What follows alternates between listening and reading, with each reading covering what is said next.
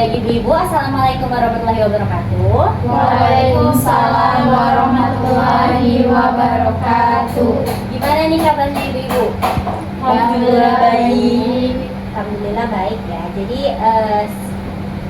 sebelumnya kenalin nih, nama aku Reza Novianda. Di sini aku dari instansi Poltekkes Kemenkes Bengkulu, jurusan kebidanan, prodi sarjana terapan kebidanan.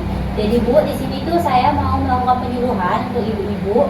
Jadi di sini saya mengambil tema yaitu menanamkan jiwa anti korupsi anak bangsa melalui pendidikan karakter. Jadi sasarannya itu untuk ibu-ibu guru sekalian, yang mana nanti ibu-ibu guru ini bisa untuk menyampaikan ke anak-anak langsung melalui metode pengajaran di sekolah setiap harinya ya Bu. Langsung saja mungkin ya saya sampaikan materinya.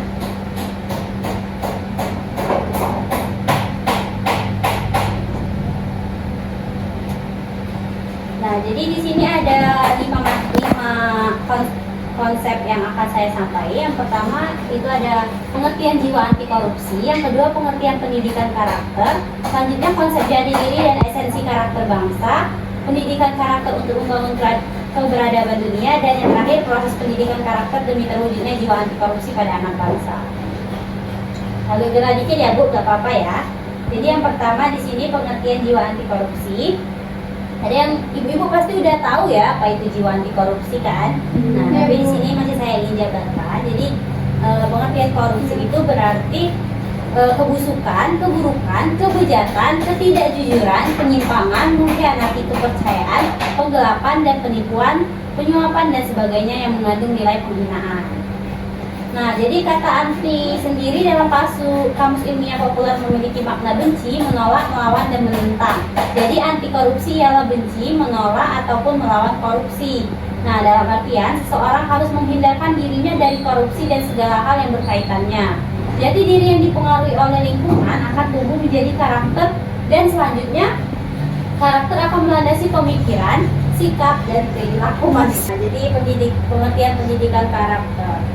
Selanjutnya di sini ada 3 macam ibu-ibu, yaitu karakter dari pembelajaran yang kita ambil. Yang pertama, karakter dalam budaya, karakter dalam ekstrakurikuler, dan karakter pembelajaran merupakan karakter yang dimiliki oleh siswa dan juga karakter yang ditanamkan saat pembelajaran berlangsung. Jadi di saat ibu-ibu sekalian mengajar kepada anak-anak sekalian itu silakan untuk mensisipkan pendidikan anti korupsi ini. Nah, menurut Undang-Undang Nomor 20 Tahun 2003 itu disebutkan juga bahwa pendidikan adalah usaha sadar dan terencana untuk mewujudkan suasana belajar dan proses pembelajaran agar peserta didik secara aktif mengembangkan potensi dirinya untuk memiliki kekuatan spiritual, keagamaan, pengendalian diri, kepribadian, dan kecerdasan. Nah, jadi pendidikan dalam setting sekolah itu diartikan sebagai proses pembelajaran yang mengarah pada penguatan dan pengembangan perilaku. Nah, jadi definisi tersebut mengandung makna. Yang pertama itu pendidikan karakter. Jadi pendidikan karakter ini merupakan pendidikan yang terintegrasi dengan pembelajaran yang terjadi pada semua mata pelajaran. Jadi tidak hanya di mata pelajaran tertentu saja. Jadi semua mata pelajaran itu menyangkut pendidikan karakter untuk anak itu sendiri. Nah, selanjutnya diarahkan pada penguatan dan pengembangan perilaku anak secara utuh. Asumsinya, anak merupakan organisme manusia yang memiliki potensi untuk dikuatkan dan dikembangkan. Bagaimana dengan Ibu sudah mengerti? Ya, mohon untuk didengar ya Bu ya, takutnya nanti Ibu nggak ngerti. Nah, yang terakhir itu penguatan dan pengembangan perilaku yang didasari oleh nilai yang dirujuk oleh sekolah atau lembaga. Nah, yang ketiga itu ada konsep jati diri dan esensi karakter bangsa. Bagaimana sih? Nah, jadi jati diri yang dipengaruhi ini yang dimaksud adalah lingkungan akan tumbuh menjadi karakter, dan selanjutnya karakter akan melandasi pemikiran, sikap, dan perilaku oleh manusia. Nah, jadi karena itu tugas ibu-ibu sekalian itu menyikapkan lingkungan yang dapat mempengaruhi jati diri menjadi karakter yang baik, sehingga perilaku yang dihasilkan juga baik. Karakter pribadi yang menjadi karakter masyarakat, dan pada akhirnya menjadi karakter bangsa. Jadi karakter yang berlandaskan falsafah Pancasila itu setiap aspek berkarakter harus dijiwai kelima Pancasila secara utuh dan komprehensif, yang dapat dijelaskan yaitu sebagai berikut. Yang pertama itu bangsa yang berketuhanan yang Maha Esa, bangsa yang menuju kemanusiaan yang adil dan beradab, bangsa yang mengedepankan persatuan dan kesatuan bangsa, dan yang terakhir bangsa yang demokratis dan menjunjung tinggi hak hukum dan hak asasi manusia.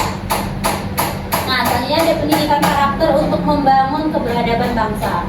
Jadi pendidikan karakter untuk membangun keberagaman bangsa ini adalah kearifan dari keanekaragaman nilai dan budaya kehidupan bermasyarakat.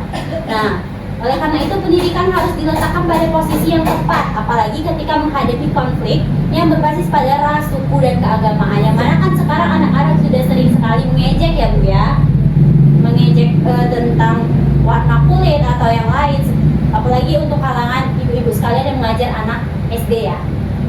Nah, jadi pendidikan karakter bukanlah sekedar wacana, tetapi realitas implementasinya bukan hanya sekedar kata-kata, tetapi tindakan dan bukan simbol atau slogan, tapi berpihak yang cerdas untuk membangun keberadaban bangsa Indonesia. Nah, selanjutnya itu proses pendidikan karakter demi terwujudnya jiwa anti korupsi pada anak bangsa. Yang pertama melalui keteladanan. Nah, jadi untuk ibu-ibu sekalian bisa memberi contoh, sifat anak adalah suka meniru. Oleh karena itu, ibu-ibu sebagai guru itu hendaknya harus selalu memberi contoh yang baik sesuai dengan norma dan aturan yang ada. Nah, maksud memberi contoh di sini bukan sekedar menjelaskan contoh perilaku anti korupsi, tetapi mengamalkan perilaku yang diajarkan sehingga dapat dicontohi para siswa, seperti bersikap jujur, tidak berbohong saat ujian, atau tidak memakan apa yang bukan haknya. Nah, selanjutnya melalui pembiasaan itu seperti dipergunakan untuk mendidik siswa. Dengan cara ini diharapkan siswa akan terbiasa melakukan hal-hal yang baik, seperti contoh menanamkan jiwa anti korupsi ini tadi dengan cara jujur, seperti diadakannya kantin kejujuran. Dan dalam sekolah, mungkin di sekolah ibu-ibu sudah ada kantin kejujuran? Belum ya? Kalau begitu nanti bisa dibicarakan dengan kepala sekolahnya kan tadi yang hadir. Nah, selanjutnya disitulah siswa bisa dilatih dengan bersikap jujur ibu-ibu, karena ia yang mengambil jajan, ia yang membayar, ia yang menghitung, dan ia juga yang memberikan kembaliannya sendiri. Nah, selanjutnya melalui kurikulum, mungkin sekolah juga sudah mengadakan kurikulum K13, yang mana K13 ini juga menekankan ke pendidikan anti korupsi ya ibu-ibu. Nah, cara ini juga dapat ditempuh dengan memasukkan konsep karakter bangsa anti korupsi pada para siswa melalui kurikulum atau program sekolah. Nah, jadi di sini peran ibu-ibu ini sangat penting nih, dan diharapkan melalui kurikulum, program sekolah dengan kelengkapan silabus dan RPP-nya, guru dapat menanamkan jiwa dan karakter anti korupsi, agar ibu para siswa menjadi bangsa yang Indonesia yang tertanam dalam dirinya ada sifat-sifat anti korupsi. Nah, mungkin itu aja nih dari materi anti korupsi yang bisa saya sampaikan dengan ibu-ibu sekalian.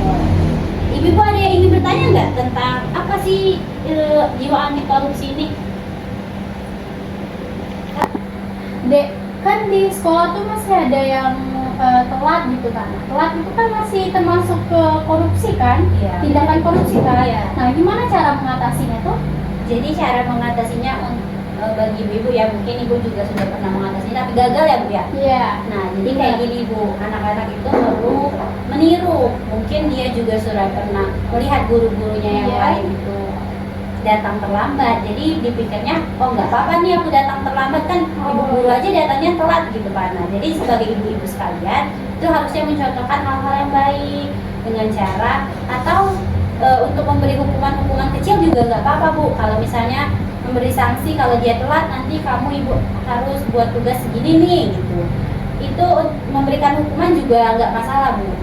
Jadi untuk mencegah itu dari dalam diri gurunya dulu ya? Iya, karena kan anak-anak itu kan namanya juga anak-anak ya Bu ya, jadi Iya. harus dicontohin dulu. Iya. Nggak bisa kita harus nyuruh dia kamu harus kayak gini, kamu harus kayak gini, itu nggak bisa Bu. Iya Bu. Jadi gimana, masih mau bertanya ibu sekalian? Saya Dek, Boleh. kan kemarin sudah diadakannya program kantin kejujuran, tetapi masih ada siswa yang masih berbohong, tidak jujur. Dari sana program itu dihentikan. Oh, jadi sebenarnya ini tuh seharusnya menurut saya, saran saya ya Bu sebagai penyuluh di sini, itu tuh jangan langsung diberhentikan seperti itu Ibu. Seharusnya dibiarkan dulu agak sedikit dalam rentang waktu lama supaya melakukan kebiasaan itu sendiri kepada anak-anak. Jadi kalau misalnya dalam rentang waktu lama itu masih ada yang tidak jujur, itu seperti ibu ini tadi bertanya kan, nah ibu-ibu juga bisa memberikan hukuman. Mungkin ibu-ibu juga ada nih kecurigaan dengan anak ini kalau dia nggak jujur gitu kan, atau enggak tuh diberi kayak apa ya, diberikan teguran gitu, harusnya nggak gini, harusnya nggak gini, siapa yang berani kayak gini nanti kayak gini, kayak diberikan kalau perbuatan ini tuh ada sanksinya, jadi nggak melakukan sesuka hatinya aja. Kantin kejujuran itu, jadi kantin kejujurannya sekarang nggak buka lagi ya Bu? Iya. Boleh tuh nanti ibu-ibu membukanya kembali dalam rentang waktu lama untuk membiasakan anak-anaknya perilaku jujur. Gimana ibu-ibu yang lain semuanya? Udah cukup. Makasih ya, cukup ya, udah cukup ya. Ya makasih ya ibu ya sebelumnya. Ibu ini lagi hamil ya Bu? Ya, iya deh. Berapa bulan Bu? 18 minggu deh. Oh 18 minggu baru ya Bu ya. Sehat-sehat ya Bu. Iya, Gimana? Sama-sama Bu. Mungkin itu saja ya Bu ya. Saya mau pamit juga, mau ada kuliah lagi. Makasih ya Bu ya. Wassalamualaikum warahmatullahi wabarakatuh Bu. Waalaikumsalam warahmatullahi wabarakatuh. Dalam diri gurunya dulu ya. Iya, karena kan anak-anak itu kan namanya juga anak-anak ya Bu ya. Jadi Iya. harus dicontohin dulu. Nggak bisa kita harus nyuruh dia, kamu harus kayak gini, kamu harus kayak gini. Itu nggak bisa Bu. Ya, Bu.